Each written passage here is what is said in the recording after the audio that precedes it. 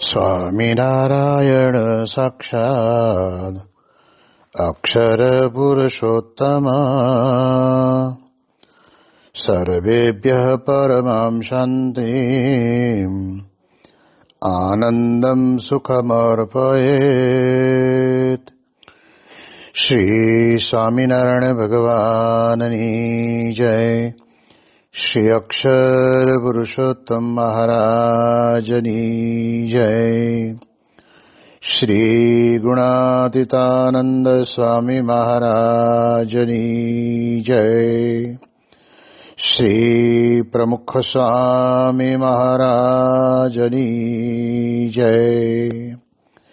શ્રી મહંત સ્વામી મહારાજની જય. પ્રગટ ગુરુ હરિ પરમ પૂજ્ય મહંત સ્વામી મહારાજની આજ્ઞા અને આશીર્વાદથી આપણે બધાએ નિત્ય પ્રાતઃ કથાનો લાભ લઈ રહ્યા છીએ. આજે આપણા માટે માર્ચ મહિનાની 4મી તારીખ અને સોમવારનો મહાપવિત્ર દિવસ છે અને 1175મો દિવસ થાય છે.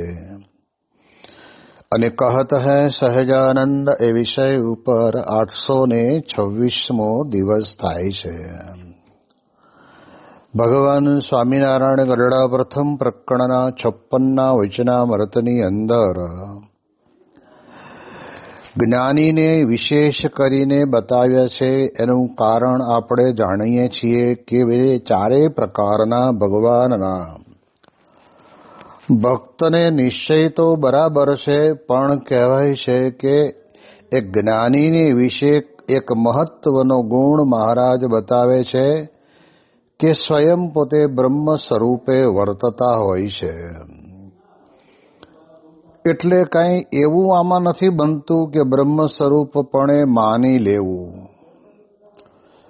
આપણે વર્તતા ન હોઈએ અને છતાંય આપણે માની લઈએ. અથવા તો સંપ્રદાયની અંદર પણ ઘણા બધા શિષ્યો એવા હોય કે જે પોતાના ગુરુને પણ બ્રહ્મ સ્વરૂપ માનતા હોય, પરંતુ બ્રહ્મ સ્વરૂપપણે વર્તવું એક વાત જુદી છે. અને એ પણ આપણે જાણીએ છીએ કે એવા બ્રહ્મ સ્વરૂપપણે વર્તનારા પરમ એકાંતિક સત્પુરુષ, એમના જીવન ઉપરથી આપણને ખબર પડે કે આ પોતે સ્વયં બ્રહ્મ સ્વરૂપે વર્તે છે. શાસ્ત્રીજી મહારાજ પોતે વરતાલની અંદર જ્યારે બિરાજતા હતા ત્યારે આપણે જાણીએ એ પ્રમાણે પોતાના જીવનની અંદર એમણે બ્રહ્મ સ્વરૂપ ભગતજી મહારાજ દ્વારા બ્રહ્મરૂપ બનીને પુરુષોત્તમની ભક્તિ કરવીના સિદ્ધાંતને બરાબર દ્રઢ કર્યો હતો. અને એના કારણે કરીને સંપ્રદાયની અંદર ઘણા બધા લોકોના મનની અંદર વિરોધના વંટોળ ચાલતા અને દુઃખી પણ કરતા. અને એના કારણે કરીને દર્શન કરવા ગયા હોય ત્યારે કોથળા સીવવાના સોયા વડે કરીને સોયા ઘોંચાવીને લોહીની શેરો ઉડતી દેખાય.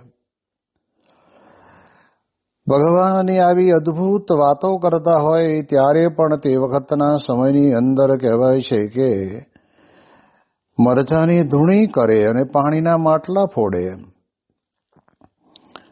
આ બધું બને ત્યારે સ્વાભાવિક રીતે કોઈ પણ વ્યક્તિ દેહ ભાવમાં વર્તતો હોય તો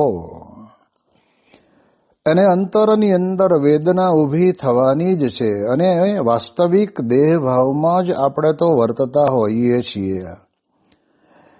બ્રહ્મ સ્વરૂપપણાના ભાવની અંદર વર્તનારા હોય તો ભગતજી મહારાજના જીવનની અંદર આપણે જોયું કે વરતાલની અંદર જ્યારે પોતે પધારે ત્યારે ઠાકોરજીની જમાડવા માટેની પંગત પડી હોય હરિભક્તોની, અને એમાં જ્યાં બેસે ત્યારે એ પંગતની અંદર એકાદ વ્યક્તિ તો એવો અળવિત્ર હોય કે ભગતજી મહારાજને એ પંગતમાં બેસવાના દેને ઊભા કરે. ત્યાંથી વળી બીજી લાઈનમાં જઈને બેસે, ત્યાં વળી એવો એકાદો મળી જાય. આમ વારાફરતી અમને જ્યારે પ્રસાદ અંગીકાર કરવાના ટાઈમની અંદર આવી રીતે જ્યારે પરેશાન કરે, ત્યારે ભગતજી મહારાજ સ્વયં પોતે હસતા હસતા સામી વ્યક્તિને કોઈ પણ પ્રકારનો પ્રત્યુત્તર આપ્યા વિના પોતે ઊભા થઈ જતા. અને એટલા જ માટે એવું કહેવાતું કે ભગતજી મહારાજને ઓળખવા હોય તો કેવી રીતે ખબર પડે? તો સંપ્રદાયની અંદર એવું કહેવાતું કે વધારામાં વધારે જેનું અપમાન થતું હોય ને અને હસ્તે મોઢે સહન કરી લેતા હોય એ ભગતજી મહારાજ. આને જ આપણે કહીએ કે બ્રહ્મ સ્વરૂપપણાનું વર્તન. તો શાસ્ત્રીજી મહારાજે પણ આ જ પ્રકારે પોતાના જીવનની અંદર અનહદ અપમાનો સહન કર્યા છે.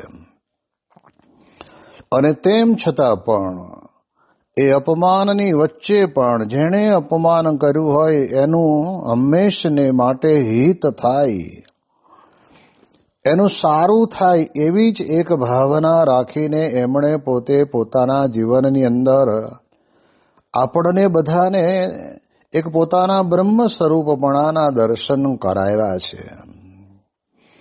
જેમ આપણે જાણીએ છીએ કે વડોદરાની અંદર મંદિરમાં રહેતા એક સંતની જોડે એક સંત પ્રેમવતી નામના સાધુ રહેતા હતા અને શાસ્ત્રીજી મહારાજની કથા સાંભળી, એમની જીવન સાધના જોઈ અને શાસ્ત્રીજી મહારાજના મંડળમાં જોડાઈ ગયેલા. પરંતુ ઘણી વખત એવું પણ બને કે આપણે પહેલા જ્યાં રહેતા હતા ત્યાં શું ચાલતું હશે, કેવું હશે, એ માનવ સહજ પ્રકૃતિ હોય એટલે એના કારણે કરીને એવા પ્રકારના અહીંયા આગળ આપણને એ પ્રકારે કહેવાય છે કે પ્રેમવતી દાસને મનમાં ઈચ્છા થઈ કે મારા ગુરુની પાસે અહીંયા છે તો હું મળી આવું. બહુ વખતથી મને કહેવરાવે છે કે તું એક વખત મને મળી જા. શાસ્ત્રીજી મહારાજે તો કહ્યું કે આપણે એવી કંઈ જરૂર નથી જવાની, પણ બહુ આગ્રહ કર્યો એટલે શાસ્ત્રી મહારાજ કે ચાલ હું આવું. અને તે વખતે શાસ્ત્રીજી મહારાજ પોતે જોડની અંદર એમની સાથે જાય છે અને ગયા ત્યારે પ્રેમવતી દાસના જે મૂળ ગુરુ જૂના હતા એ પોતે ત્યાં હાજર હશે નહીં. શાસ્ત્રી મહારાજ થોડી વાર બિરાજમાન થયા અને બજારમાં ગયા હશે. ત્યાંથી આવ્યા એટલે આવ્યા ત્યારે ખબર પડી કે પ્રેમવતી તો આવ્યો છે, પણ પ્રેમવતી દાસને લઈ જનારા શાસ્ત્રી યજ્ઞપુરુષ દાસ પણ આવ્યા છે. એટલે એમની પાસે શીશમની લાકડી હતી, ટેકો રાખવા માટે કદાચ રાખતા હશે. અને એ શીશમની લાકડી લઈને શાસ્ત્રીજી મહારાજને મારવા માંડે છે. ઇતિહાસ આપણને એવું કહે છે કે લાકડી એકના 2 ટુકડા થઈ ગયા, લાકડી ભાંગી ગઈ. શીશમનું લાકડું બહુ મજબૂત આવે તો કેવું માર્યું હશે. પરંતુ તે વખતે ત્યાં આગળ જોનારા જોતા હશે, એની વચ્ચે શાસ્ત્રીજી મહારાજ પોતે વાંકા વાળીને એ તૂટી ગયેલા 2 શીશમની લાકડીના ટુકડાને એ સંતને પાછા આપે અને કે માફ કરજો. અને શાસ્ત્રીજી મહારાજ હસતા ને હસતા રહ્યા. આને કહેવાય બ્રહ્મ સ્વરૂપપણાનો ભાવ. જો આ બ્રહ્મ સ્વરૂપપણાનો ભાવ અંતરની અંદર બરાબર દ્રઢ થયો હોય તો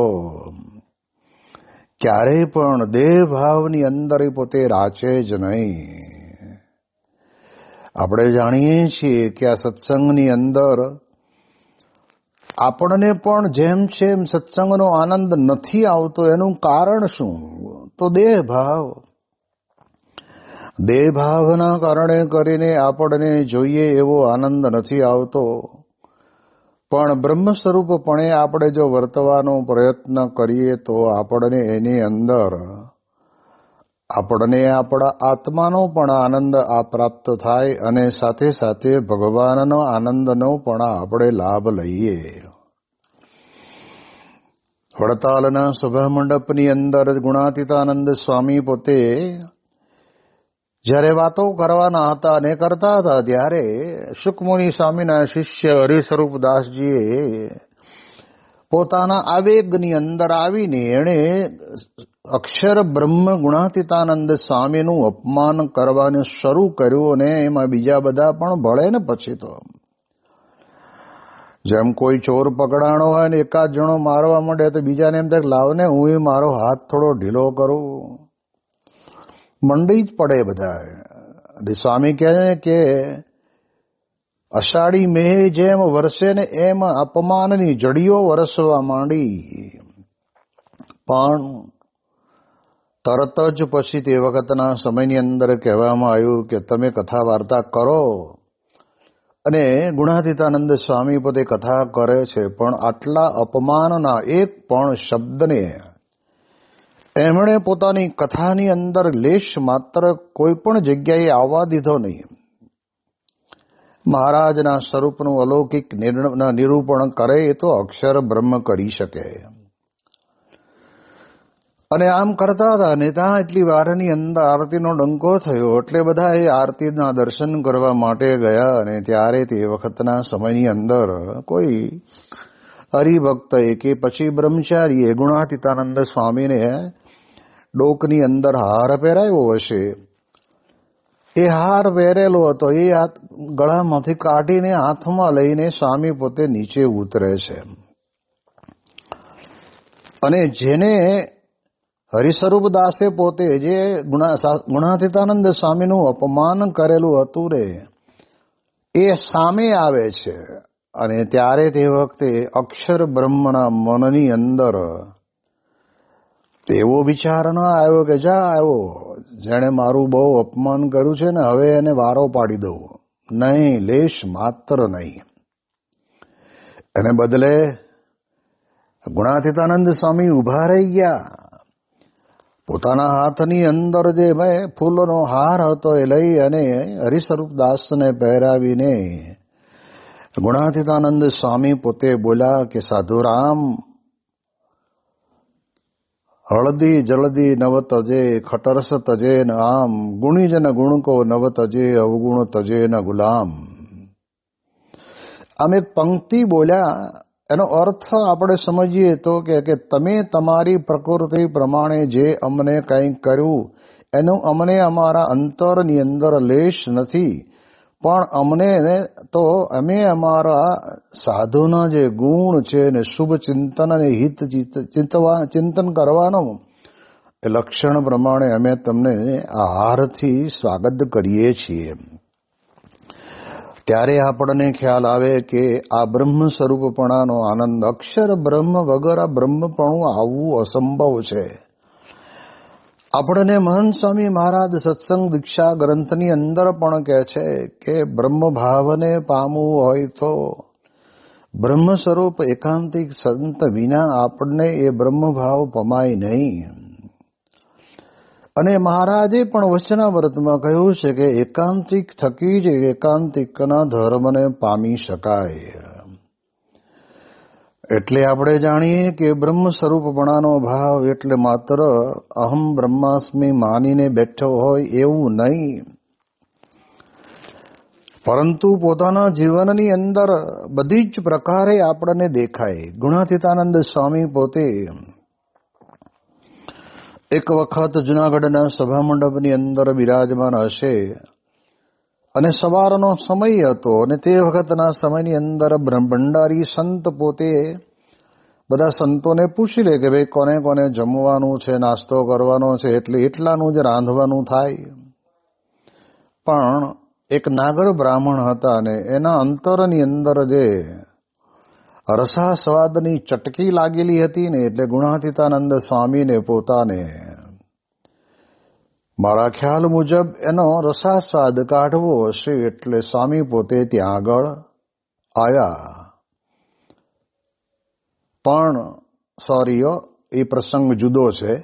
પણ કહેવાય છે કે હરિભગતની રસોઈ હતી અને રસોઈને કારણે કરીને સ્વામી તો ક્યારેય પછી સાંજે જમે નહીં, અને તે વખતના સમયની અંદર ત્યાં આગળ સ્વામી જમવા માટે આવીને બેઠા અને ખીચડી લઈને આવે છે. ત્યારે પીરસનાર સંતે જોયું કે આટલા આટલા સંતોએ નામ લખાવ્યા છે અને આમાં તો ગુણાતીતાનંદ સ્વામીએ નામ લખાયું નથી અને કેમ બેઠા? તરત જ પીરસનાર સંત છે અક્ષર બ્રહ્મ ગુણાતીતાનંદ સ્વામીનું પત્તર લઈ લે છે અને કે કેમ તમે જમવા બેઠા, ઊભા થઈ જાઓ. હવે જમવા બેઠેલી વ્યક્તિને કોઈ પણ સમયે ગમે ત્યારે તમે એને ઊભો કરો ને એટલે બહુ ખોટું લાગે. કારણ કે જમવાનો એક સમય જ એવો હોય છે, સ્થાન એવું હોય છે અને એની અંદર એ વખતના સમયની અંદર એને ઊભા કરી દેવામાં આવે અને આ બધા સંતોની વચ્ચે. ત્યારે ગુણાતીતાનંદ સ્વામી હસતા હસતા બોલ્યા કે સાધુરામ, મારે તો જમવું જ નહોતું અને હું ક્યાં જમું છું. પણ હરિભક્તની રસોઈ હતી એટલે એણે આગ્રહ કર્યો કે સ્વામી કાંઈ નહીં તોય તમે થોડુંક પત્તર પલાળજો. એમ કરીને હું આવ્યો તો સારું થયું. તમે મારા પત્તરમાંથી ખીચડી લઈ લીધી અને મારું પત્તર ધોવાઈ ગયું. બહુ સારું કર્યું તમે. આ બ્રહ્મ સ્વરૂપપણાની ભાવના. અને એવા જો બ્રહ્મ સ્વરૂપ હતા ત્યારે ઓલા નાગર બ્રાહ્મણને પણ જમવા બેઠા ત્યારે બાજરાનો રોટલો ને અંદર સ્વામીએ તો છાશ નાખેલી. લે ઓલા નાગર બ્રાહ્મણને મનમાં એમ થયું કે આ તો મારું દૂધ નાખ્યું, હમણાં સાકર નાખશે. સ્વામીએ પોતે એટલું બોલ્યા કે સાધુરામ થોડુંક મીઠું લાવો ને, એટલે મીઠું નાખ્યું અને હલાવીને પી ગયા. એ પોતે બ્રહ્મ સ્વરૂપ હતા, ખરેખર વાસ્તવિક અક્ષર બ્રહ્મ હતા. તો એના કારણે કરીને ઓલા નાગર શેઠને મનમાં એમ થયું કે આવા મોટા મંદિરના મહંતને આવું જમે અને કોઈ પણ પ્રકારનો પ્રશ્ન નહીં, તો મારે પણ ઘરની અંદર શા માટે ધમાલ કરવી જોઈએ? એના અંતરની અંદર રહેલો રસાસ્વાદ નીકળી ગયો. નહીતર તો ઘરની અંદર વાટકા પછાડતા ખાટું મોડું તીખું ગળું કાંઈ આગું પાછું હોય તો એને બદલે નિસ્વાદી બની ગયા. આ બ્રહ્મ સ્વરૂપના સંગની અંદર આ બને છે. હવે આગળ વાત મહારાજ આપણને કરે છે કે એવા જે જ્ઞાની છે તે તો બ્રહ્મ સ્વરૂપે વર્તે છે અને ભગવાનનો મહિમા યથાર્થપણે જાણે છે. માટે એને ભગવાનના સ્વરૂપ વિના બીજી મનમાં કાંઈ કામના રહેતી નથી. એક બહુ જ મહત્વનો મુદ્દો આપણને અહીંયા આગળ સમજાવે છે કે ભગવાનનો મહિમા યથાર્થપણે જાણે. રાજાને રાજા જાણે ને તો પ્રજાનું પણ કામ રાજા કરી નાખતા હોય છે. ડોક્ટરને ડોક્ટર જાણે તો પણ કહેવાય છે કે એની બીમારીને કાઢી નાખે છે. એમ બ્રહ્મ સ્વરૂપે કદાચ કોઈક વર્તતું હોય પણ પાછો ભગવાનનો મહિમા યથાર્થપણે. કેવો મહિમા! ગુણાતીતાનંદ સ્વામીને કેટલો જબરજસ્ત પુરુષોત્તમ નારાયણનો મહિમા. તો સભાની અંદર બેઠા હોય અને તે વખતે મહારાજ કહે કે આ અમારી આધ્યાત્મિક વાતો સમજતા હોય એટલા બેહે, બાકી બધા ઊભા થઈને હુઈ જાય. હવે ગુણાતીતાનંદ સ્વામી તો કઈ સંસ્કૃત તો ભણેલા નહોતા, પણ તે વખતે કોઈએ કહ્યું કે સ્વામી આ બીજા બધા ઊભા થઈને ગયા, એ તો ગયા, પણ આ ગુણાતીતાનંદ સ્વામીને જ નહીં ઊભા કરવાના, એ કેમ બેઠા છે? અને ત્યારે મહારાજ બોલ્યા કે આપણે પૂછીએ એમને કઈ તમને સમજણ પડે છે? અને ત્યારે મહારાજે પૂછ્યું કે ગુણાતીતાનંદ સ્વામીને કે તમે અમે આ વાતો કરીએ છીએ તત્વની, એમાં તમને સમજણ પડે છે? અને ત્યારે ગુણાતીતાનંદ સ્વામી બોલ્યા કે મહારાજ ન ભૂતો નો ભવિષ્યતિ, આવી વાતો તો ક્યારેય સાંભળી નથી. ત્યારે બધાને મનમાં થયું કે મારું આ હું સમજ્યા હશે. પણ ગુણાતીતાનંદ સ્વામીને તો મન માત એ જ હતી કે આ મહારાજના પ્રત્યક્ષ દર્શન થાય છે ને, અને એ દર્શનના કારણે કરીને પોતાના જીવનની અંદર એવો એમને મહિમા દ્રઢ થયેલો હતો ને ભાઈઓની સભાની અંદર જયારે વાતો કરવા ગયા ને રાતના મોડી રાત્રે આમ પાછા અક્ષર ઓરડીની અંદર આરામ કરવા જશે તો ગુણાતીતાનંદ સ્વામીએ વિચાર કર્યો કે હમણાં મહારાજ નીકળશે એટલે થોડા ઘણા દર્શન થઈ જાય પછી આપણે સૂઈએ. મહારાજ તો વાતો કરવામાં બરાબર તલ્લીન થઈ ગયા હશે ને વરસાદ બરાબરનો પડે, નેવા ઉપરથી પાણી ટપક્યા કરે, ત્યાં નેવા નીચે ઊભા હતા તો પણ કહે છે કે પગ તો પલ્લે ને. એમાં આવી મેઘલી રાત, અંધારી રાત, વરસાદને કારણે કરીને જમીનમાંથી ડેડકિયા બારા નીકળ્યા હોય, અવાજ કરતા હોય, નાના મોટા હાપોલિયા જીવાત પણ બારી નીકળી હોય, બધી પ્રકારની બીક તો રહે જ. પણ તે વખતે મહારાજ જ્યારે નીકળવાના હતા અને તે વખતના સમયની અંદર મુક્તાનંદ સ્વામી પોતે ત્યાં આગળ સૂતા હશે ને એમણે જોયું કે સાધુ ઊભા છે. એટલે કોણ છે? કે નિર્ગુણાનંદ કે ગુણાતીતાનંદ. કેમ કે મહારાજ સભામાં ગયા છે ને હમણાં અહીંથી પસાર થાય ને એટલે દર્શન થઈ જાય ને એટલા માટે ઊભો છું. ભગવાનનો આ મહિમા બહુ સમજવા જેવી બાબત છે. ઘણી વખત તો ભગવાનના મહિમાનું આપણે આપણી રીતે અવલોકન એવું કરતા હોઈએ છીએ કે ભગવાનની ભેગા ને ભેગા રહેવાનું થાય. અને પ્રમુખ સ્વામી મહારાજ પોતે જ્યારે રાત્રે પોઢવા માટે પોતાના કક્ષાની અંદર પધારે તે વખતે 2-3 સંતોને સ્વામીશ્રીના રૂમની અંદર જવા મળે, બાકી બીજા બધા તો બહાર કાચની અંદરથી દર્શન કરતા હોય. પણ અંદર ગયેલાને મનમાં શું વિચાર આવે કે આપણે કેટલું લાગવગ આપણે અંદર લાભ લઈએ, ઓલા લોકો તો બહાર અંદર શું વાતો થાય એ તો બહાર ખબર પડે નહીં. એટલે બહાર રહી ગયેલા ઉપરનો ભાવ અંતરમાં જુદી પ્રકારનો હોય, આપણે અંદર ગયેલા અને આપણામાં પણ ભાવ અહંકારનો આવે એટલે ભેગા રહીને તો પણ સ્વામી કહે છે કે એ ભગવાનનો મહિમા નથી. મહિમા ભગવાનના મહિમાનો જો જ્યારે વિચાર કરીએ ત્યારે આપણે સમજીએ તો આપણને ખબર પડે કે યથાર્થપણે જેમ છે તેમ ભગવાનનો મહિમા સમજવાની વાત આવીને ઊભી રહે છે. અને એ મહિમાની વાત જ્યારે આપણે જાણીએ ત્યારે કે ન ગઈ ગંગા ગોદાવરી કાશી ઘેર બેઠા મળા અક્ષરવાસી તપરે તીરથમાં હું કાંઈ ન બજાણું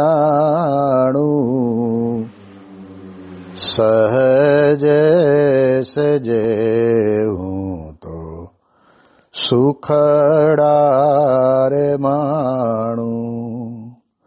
ભગવાન મળ્યા હોય ને એનો આનંદ ન ગઈ ગંગા ગોદાવરી કાશી ઘેર બેઠા મળ્યા અક્ષરવાસી.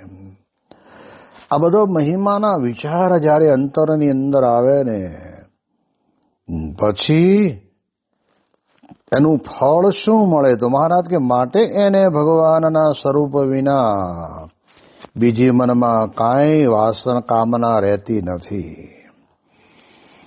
ભગવાનના સ્વરૂપ વિના બીજી કોઈ કામના નહીં. ખરેખર અનંત જન્મ ધારણ કરીને આપણે ભગવાનની સંતની કૃપાથી મનુષ્ય શરીર આપણને આપ્યું છે અને આવ્યા છીએ. પણ મારી વાલી કામના કહેતા કે અંતરની ઈચ્છાઓ એટલી બધી હોય છે ને કે જે ઈચ્છાના કારણે કરીને આપણી પરિસ્થિતિ ન હોય તો પણ એ ઈચ્છા ભોગવવા માટેની આપણને અંતરની અંદર ઝંખના રહ્યા જ કરે. જ્યારે ભગવાનનો યથાર્થ મહિમા સમજ્યા છે ત્યારે ભગવાનના સંબંધની અંદર આવેલી વસ્તુનો કેટલો અપરંપાર મહિમા પ્રમુખ સ્વામી મહારાજ વિદેશની અંદર, દુનિયાભરના દેશોની અંદર એમણે વિચરણ કર્યું. તો સંતો કહે છે ને કે વેસ્ટ ઇન્ડિઝની અંદર સ્વામિનારાયણ સંપ્રદાયના સંતો કોઈ ગયા હોય તો પહેલી વખત પ્રમુખ સ્વામી મહારાજ પોતે પધાર્યા.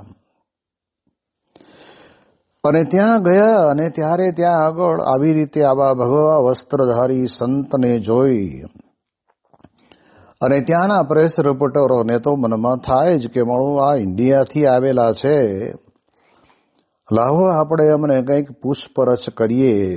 અમારા દેશની અંદર તમે આવ્યા છો તો તમને અમારો દેશ કેવો લાગ્યો, અમારા રોડ, રસ્તા, લાઇટ, પાણી સુવિધા તમને કેવી લાગી, અહીંના લોકો તમને કેવા લાગ્યા, આવું બધું આ પ્રેસ રિપોર્ટરો પૂછતા હોય છે.